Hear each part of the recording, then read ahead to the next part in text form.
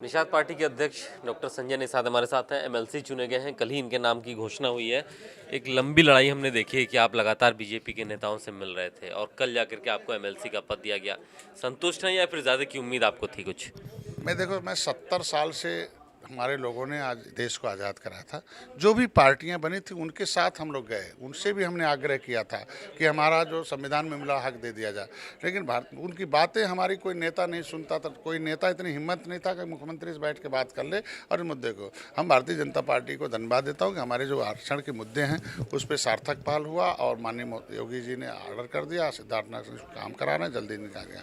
केंद्र और राज्य दोनों मिलकर अगर हमारे सामाजिक, राजनीतिक, आर्थिक और संवैधानिक मुद्दे हल करने की बहस घंटों करके इनके उलझे हुए मामले को सुलझाने के लिए काम करते हैं तो धन्यवाद दें। और मामला हमारा सुलझ गया और जल्दी उसके सामने सार्थक परिणाम आए। लेकिन संजय जी, बात तो ये कही जा रही थी कि आप या तो केंद्र में या उत्तर प्रदेश की सरकार में आप महत्वपूर्ण भागीदारी चाह रहे थे। मंत्री पद के लिए आप लगातार ये बात हो रही थी कि आप दिल्ली में भी मीटिंग्स हो रही, यहाँ भी मीटिंग हो रही, तो ये क्या हुआ कि सिर्फ एमएलसी पद पे ही रुक गया मामला? ये बहुत महत्वपूर्ण पद है। उत्कृष्ट कार्यों को ध्यान में देखते हुए ये निर्णय लिया जाता कि मनोनीत पद है।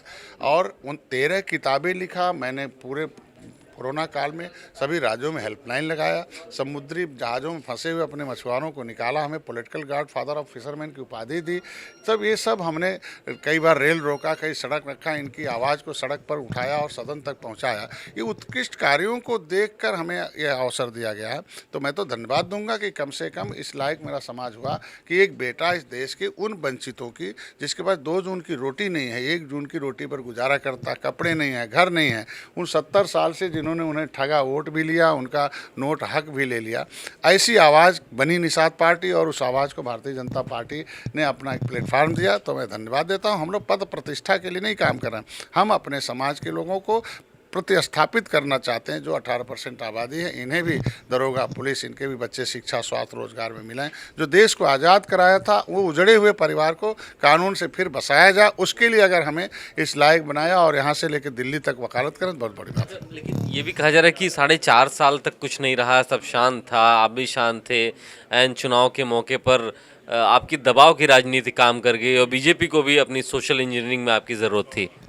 नहीं, ये नहीं है। हम तो 2 साल 2019 में आए, हाथी लाठी 786 एक साथ हो गए।